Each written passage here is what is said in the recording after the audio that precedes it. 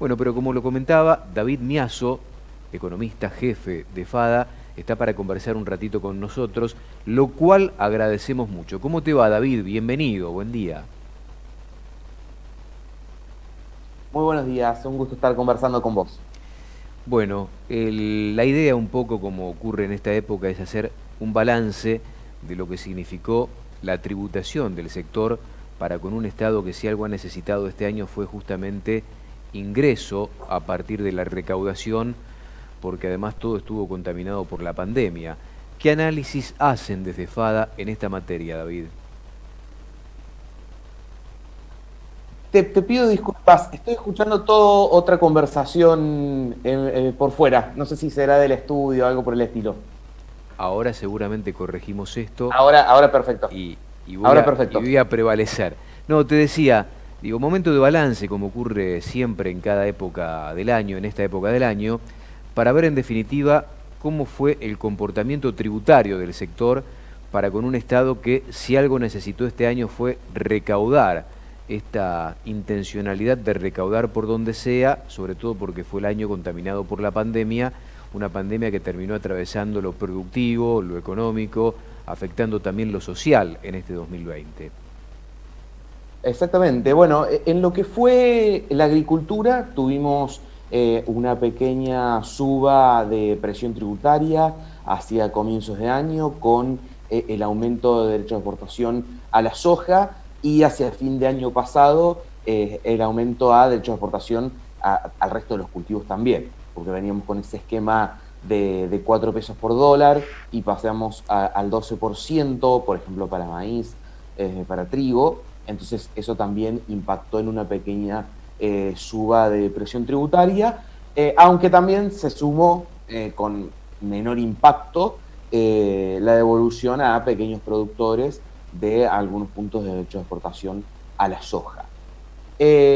Más allá de estos movimientos de alícuotas en particular, el resto de las alícuotas y el resto de los impuestos se ha mantenido relativamente estable, en niveles que entendemos son altos, pero relativamente estable. Y cuando medimos algunas mediciones, como por ejemplo la que hacemos nosotros cada 3 meses, que es la de la participación del Estado en la renta agrícola, tuvimos durante el año un primer momento de suba hacia marzo y junio, producto de la caída de los precios internacionales que tuvimos con el primer efecto de la pandemia, y después con la reactivación de China, con la emisión monetaria principalmente de dólares, tuvimos hacia el final de año una importante recuperación e incluso crecimiento de los precios, que es todo lo que hemos venido hablando estos últimos meses, de los precios que vuelve a tomar la soja y el resto de los cultivos también. Y eso hizo también que al incrementarse la torta del valor de la producción, el porcentaje que se queda del Estado caiga porque justamente crece el valor de la producción. Entonces, la participación del Estado en la renta agrícola, por lo menos en esa medición, hizo que en estos últimos meses bajara por efecto de la mejora de precios. Ahora Inclusive, vamos a tener que ver hacia el año que viene el efecto que genera el clima en las cantidades. tal cual, que va a ser un partido aparte ese, ¿no? Tan discutido y comentado el tema agroclimático para lo que se viene en esta campaña gruesa. Y además me parece que hay que mensurar lo que determinó el Estado para con el complejo sojero en estos últimos 3 meses del año, de una leve baja en las retenciones. Esto también contribuyó a disminuir la participación del Estado en esa renta que tiene que ver con la actividad agrícola, ¿no?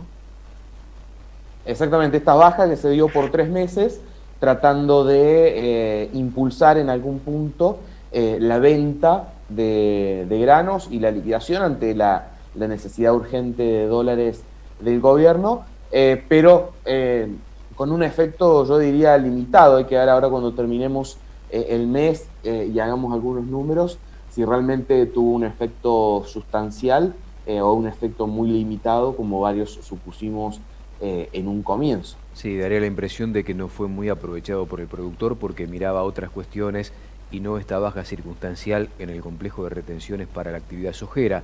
Ahora, el Estado con cuánto, si yo tengo 10 pesos, con cuánto, obviamente de recaudación bruta por el negocio de la soja, el Estado con cuánto se queda de esos 10 pesos hoy. de los 10 pesos de renta que genera una hectárea agrícola, para los 4 cultivos se queda con 6. Y para el caso de la soja, 6,50, porque en la última medición nos dio 59 para el caso de los 4 principales cultivos y 64 y algo, casi 65, para el caso de la soja.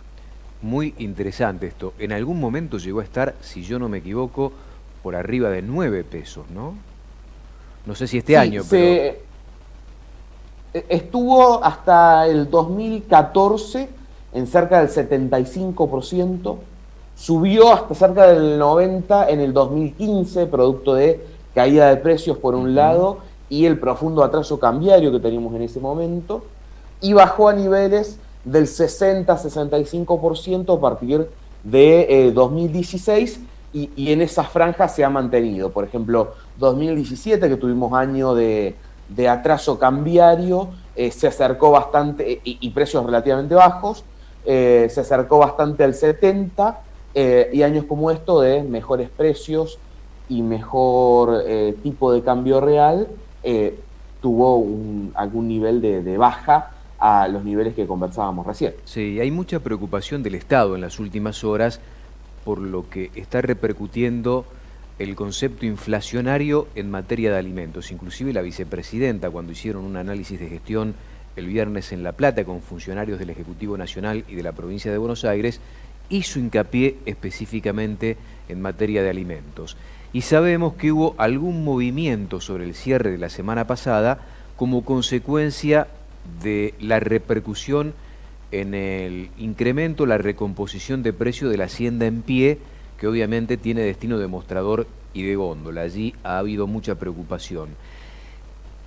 Ustedes habían hecho un muy interesante trabajo en FADA sobre la participación del Estado también en el precio de la carne. ¿Sigue vigente ese trabajo? ¿Lo siguen haciendo en FADA, David?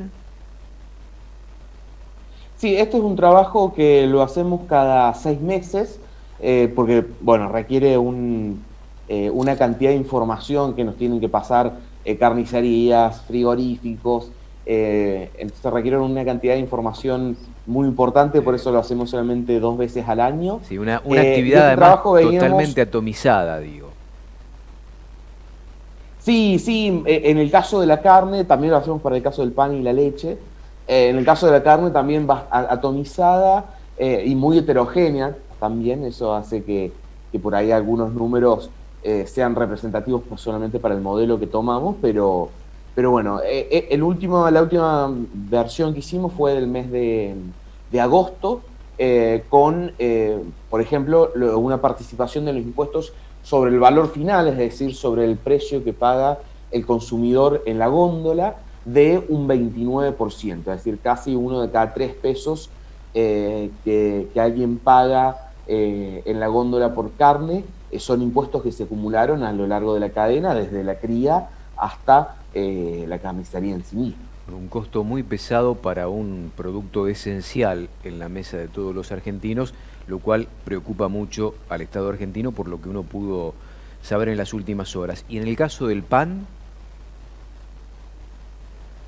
En el caso del pan, ese valor es relativamente similar, decíamos 29 para el caso de la carne, 25% también es para el caso del pan, y la leche venía siendo un valor relativamente similar, pero producto de una compensación de IVA que está haciendo el gobierno con la etapa comercial, principalmente en los supermercados.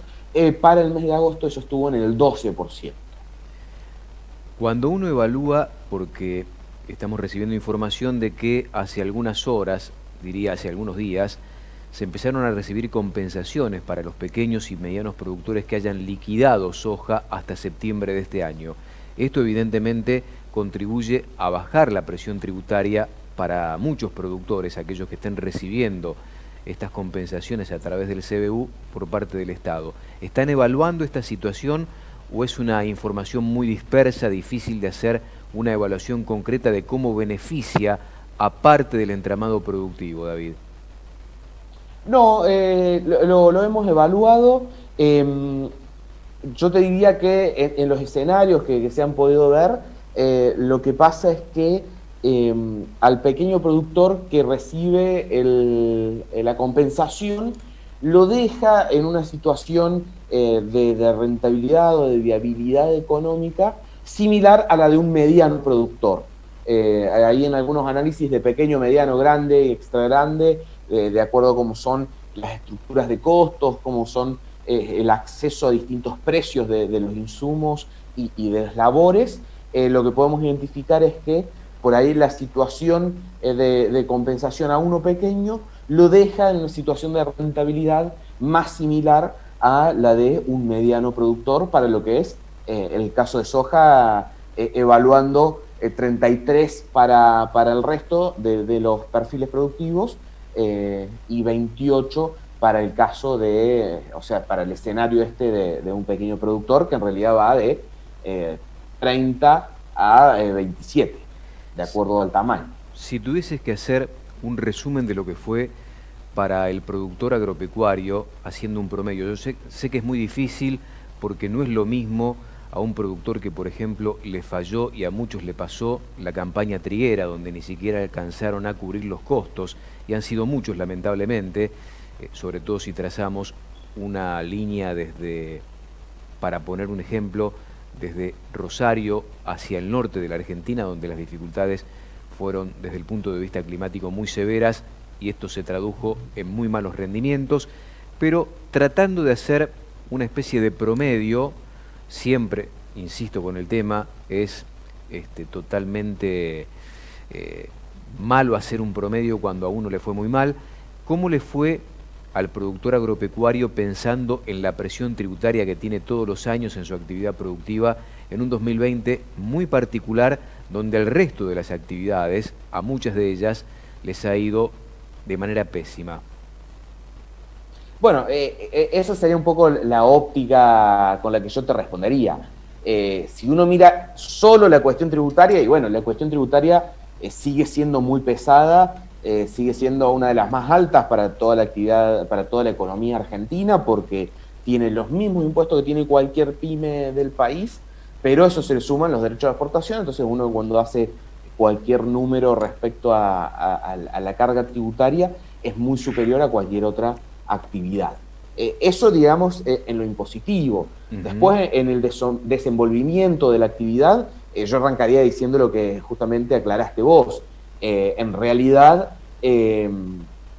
fue por lo menos una actividad que pudo seguir trabajando durante todo el año sin mayores inconvenientes, más allá de los casos de San Luis, de Santiago del Estero, con productores que no podían entrar a sus campos, etcétera. Más allá de esas cuestiones particulares, todo el sector agropecuario y agroindustrial fue un sector que por lo menos pudo seguir trabajando, pudo seguir produciendo, exportando, y que por lo menos tuvo buenas noticias de precios hacia finales de año, por lo menos lo que es agricultura.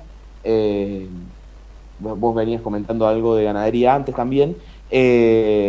Así que yo diría que en ese sentido no ha sido un año malo, ha sido un año malo climáticamente, pero también se han recompuesto también los precios, lo que ayuda a compensar por lo menos una cosa con otra. Hay que ver todavía cómo le va a pegar del todo la sequía a la gruesa. A la fina sabemos que en algunas regiones le pegó, como decías vos, muy fuerte, en otras regiones no fue tan fuerte, hacia el sur de Buenos Aires. Pero bueno, eso diría, fue un año que por lo menos se pudo trabajar. La agricultura, por lo menos hacia la última parte del año, tuvo buenos precios. Eso claramente a la lechería, a la ganadería la empiezan a complicar, los buenos precios del maíz, pero también en el caso de la carne, con precios que se van recomponiendo. En el caso de la leche, un poco más complicado porque, bueno, gran parte de la cadena ha tenido precios máximos durante todo el año, lo que ha generado grandes complicaciones para la cadena. Así que un poco dispar, digamos, entre las actividades. Siempre en años complejos económicamente para Argentina, las actividades que tienen mayor inserción internacional, como son los granos, digamos que no dependen de la situación del mercado interno, siempre tienen mejor suerte, digamos, que las actividades como la leche, la carne. Hay muchas actividades regionales que tienen un peso del mercado interno mucho más alto en su estructura de clientes, digamos, en su estructura de consumidores, que suelen sufrir un poco más en los destinos del bolsillo del consumidor argentino. Siempre es un placer conversar con vos, David. Agradecemos mucho este contacto, el deseo de que tengas una muy feliz Navidad y mucho laburo en el 2021. Lo mejor para ustedes allí en FADA, que siempre hacen un aporte inestimable realmente para con todo el sector. Abrazo a la distancia. Te agradezco mucho el contacto y te mando un abrazo grande para vos, para todo el equipo de Canal Rural y quienes nos están escuchando. David Miazo, charlando en la mañana de Mercado Visión, economista jefe de FADA, analizando la situación tributaria del sector.